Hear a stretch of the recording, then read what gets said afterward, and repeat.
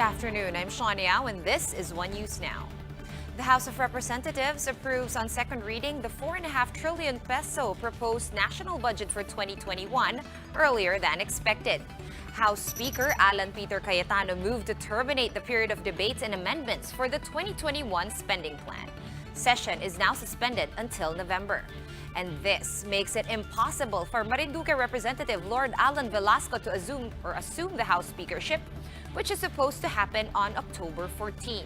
The two have been on a constant standoff recently over the term-sharing deal that was forged by President Duterte.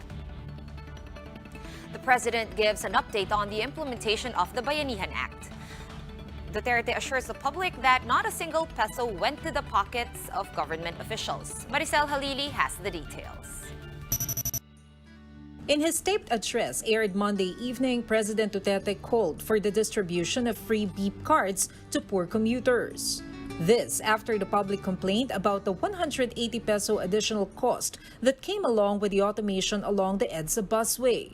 The chief executive emphasized the financial struggle of many people as the country continues to face a health crisis. Kaya yung card na yan, card lang naman yan, ibigay na yan libre. Bakit pabayaran pa? We have been wasting so many billions to corruption. Tapos hindi maibigay. Even though suspended already, Duterte called out the Transportation Department over the poor implementation of beep cards. Aside from the cost, he said the agency's information drive left a lot of commuters uninformed, especially those who are poor. Magpunta yan doon, hindi alam yung beep card na bilihin mo, tapos diladala nila ng pera, tama-tama lang. Pagdating dyan, sabihin ninyo na sinabi na yan, binalita na. So, tatanungin ko kayo, sino ang recipient ng balita ninyo? Now tell me, do you have a classification of the persons that you have transmitted to the news strategy or setup? Meanwhile, the president once again defended Health Secretary Francisco Duque in relation to issues surrounding PhilHealth. Some lawmakers have called out the administration for supposedly absolving Duque from the anomalies. I have read the findings. For the life of me, I cannot really find a good reason to prosecute an innocent man. He also assured the public that the fund provided under the Bayanihan Act has been spent wisely to address the COVID-19 crisis. Despite the budget realignment, the Finance Department said the country still has a steady source of income. Although tax collection is lower compared in 2019, it's still 8% higher than the estimated amount. So we are in good financial position, no? And we can finance the deficit that we have. Dominguez added that the government has signed up to loans worth almost $9 billion. The dividends from state-owned companies, meanwhile, have reached 130 billion pesos. For News 5, Maricel Halili, we are One News. And after initially refusing to waive the fees, Beep Card Consortium AF Payments Incorporated is now set to distribute 125,000 free cards to commuters. This move comes after the Transportation Department suspended its mandatory use along the EDSA busway after a public outcry. The agency noted, however, that the long-term plan, even before the pandemic, was to implement an electronic ticketing system. Meanwhile, in an interview with Ted Filon on Radyo 5, AF Payments assured continuous coordination with the government. Kausap na po namin ngayon ang DOTR at gusto po namin makipagtulungan sa kanila para po ma-distribute po ang beep cards at ready po kaming gawin yan simula po bukas. And the proposed executive order setting a price cap on COVID-19 tests is now under the review of the Deputy Executive Secretary. In an interview with One News's The Chiefs, Health Undersecretary Maria Rosario Vergeres said the EO is expected to come out in the coming weeks. The agency previously noted that swab tests for one should only cost somewhere between 4,000 to 12,000 pesos nationwide. Meanwhile, the DOH reported nearly 2,100 new COVID-19 infections, bringing the case tally to over 326,000, some 47,000 of which are still active. The virus has killed 25 patients in the past 24 hours, raising the nationwide death count to more than 5,800. On the other hand, over 273,000 have recovered from the disease, with 209 new recoveries reported today. We're going to pause for a quick break, but we will be back with more stories after that. Stay with us.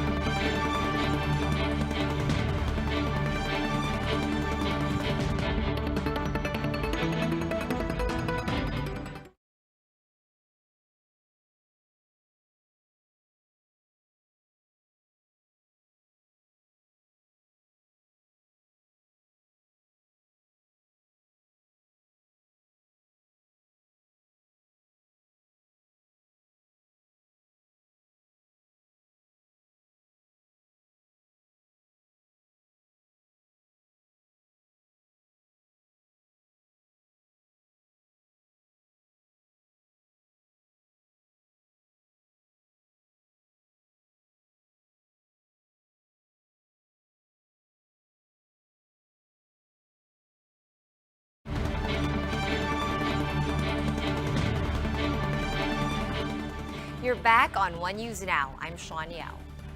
Information and Communications Technology Chief Gringo Henasan has backpedaled on his statement that the country's internet speed is not bad. Meanwhile, senators scored the Budget Department for slashing the DICT's proposed spending plan. To give us the details, JC Cosico joins us live from Mandaluyong City. JC, how did the budget hearing for the DICT go? Sean, DICT Chief Gringo Henasan has apologized for his earlier remark that the country's internet speed is not that bad. He conceded there is much to be improved in the country's internet speed. At the lower house last month, DICT Chief Gringo Henasan said the country's average internet speed was at 3 to 7 Mbps. He said it was not that bad compared to that of neighboring countries. His statement drew public backlash. But on Tuesday's Senate hearing on DICT's budget, Henasan made some clarifications. The global surveys indicate that we are not doing that good yet, but we are not doing that bad. Nasa pagitna-gitna po tayo. He added that it was just his personal observation. That victims ng slow internet speed, pag tinanong po ninyo, ang sagot po agad is, nagbabayad naman kami pero walang signal. O kaya, ang bagal, I'm working from home, no? I'm studying from home. So we understand that and we take full responsibility. The DICT is appealing to senators to increase their budget for 2021, as the Budget Department only approved 10 billion of its 46 billion peso proposed budget. Around 18 billion pesos is needed for their programs under the new normal. These include the National Broadband Plan for faster internet speed down to the provinces. Also on the list is the Free Wi-Fi for All project for geographically isolated and disadvantaged areas. To date, there are at least 5,000 free Wi-Fi sites in the country. The DICT is targeting to increase this up to 27,000 before the end of their term. The National Telecommunications Commission noted that other countries are investing in their ICT infrastructure to improve connectivity. Senator Panfilo Lacson promised they would work on the DICT's budget while lambasting the DBM for being indiscriminate in deciding on the national expenditure program. Kasi ako, believer ako talaga sa ICT kasi ang daming pwedeng magawa pag efficient yung ating information communication technology. Senator Amy Morco seconded this, saying most people rely on internet for online classes during the COVID-19 pandemic. I simply would like to support some augmentation for our DICT, given that the only jobs available are online. Our entire educational system is reliant on the online capacities, and even the Senate is depending only upon our internet.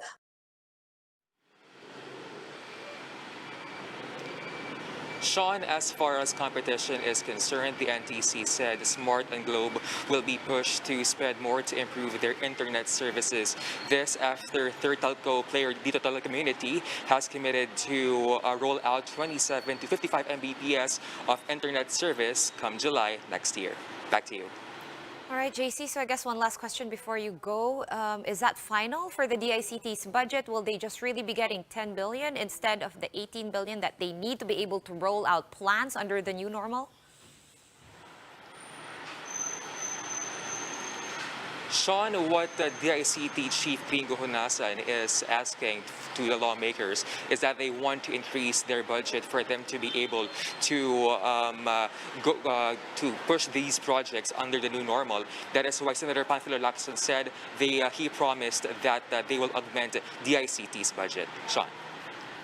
Right, so that is up to Senate now. Thank you very much for that update, JC Cosico of News 5, joining us live from Mandaluyong City. And there is a new witness, another immigration officer who testified in today's Senate hearing on the so-called pastillas scheme. The whistleblower pinned former Port Operations Division Chief Mark Red Marinas as the leader. Mean Los Baños with the details. This man holding envelopes allegedly containing money for members of the so-called pastillas group was identified as Jeffrey Dale Ignacio or Boss Nieti. He appeared at the Senate hearing today and confessed that he was part of the infamous gang. Ignacio also confirmed that the brown envelopes in the picture indeed contained money. Isa akong miyembro ng tinaguraang pastillas group na gumagawa ng katawalaan sa hanay ng Bureau of Immigration. At ang grupo namin na ito ay naimbestigahan ng NBI at kamakailan lamang ay sinampahan ng kaso ng Ombudsman. The pastillas scheme allowed for a seamless entry of illegal Chinese workers to the Philippines courtesy of erring immigration officers. Many of the Chinese workers were then employed by Philippine offshore gaming operators or POGOs. They paid around 10,000 pesos rolled up in paper dubbed as pastillas. Ignacio claimed foot soldiers like him received 5 to 20,000 pesos every week or every 2 weeks as long as they allowed the entry of foreign passengers included in the list given to them. He told the Senate that he first became part of the pastillas group in 2017 when they lost their augmentation and overtime pay at the Immigration Department. The witness said he had financial problems then, so he was forced to join the illegal activity. He enumerated the names of alleged leaders in the pastillas scheme led by Mark Red Marinas, who is the former Deputy Commissioner in the Bureau of Immigration. In a previous hearing, columnist Ramon Tulfo labeled Mark Red Marinas as a syndicate heir, succeeding Maynard Marinas, who was dubbed the syndicate godfather. Former Justice Secretary Aguirre, who appointed Red Marinas, denied being a protector in the scheme. He was also not named by Ignacio. Marinas failed to show up in today's hearing, but his lawyers represented him through online conference while at the NBI. Appointed a very qualified person, the person I trusted. Well, yun lang po ang reason on why I appointed him. I know him, I trust him, at naniniwala po ako sa kanyang kakayanan. so you don't regret making the appointment now, former Sec Aguirre? Never in my whole life have I regretted the appointment of Mr. Red Marinas. I stand by him, Your Honor.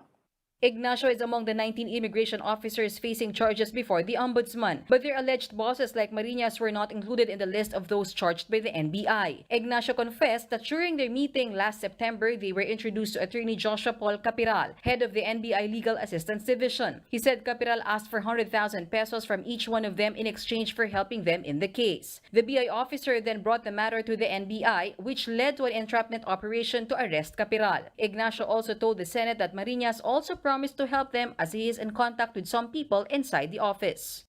Sabi pa ni Sir Red, sana daw matapos bago ang filing of candidacy. Pag manalo daw ang kabila, magkakaproblema kami. The Senate decided to cite Marinas and other immigration officers in contempt for failing to attend today's hearing. Senator Bongo meanwhile said that he and President Duterte already found a way to reinstall the allowances of immigration officers and to increase their salaries. Reporting for News 5, Mean Los Baños, we are One News. You can now enjoy the new way of learning at home because DepEd TV is available for free for all Signal and satellite subscribers. Tune in to channel 149 for Signal and channel 189 for satellite. For more updates, follow News 5, The Philippine Star, and Business World online. Visit our website, onenews.ph, for more in-depth analysis. You can also catch One News on the Signal Play app. Register for a free account now at www.signalplay.com and stream One News live anytime, anywhere. I'm Sean Yao. We are One News.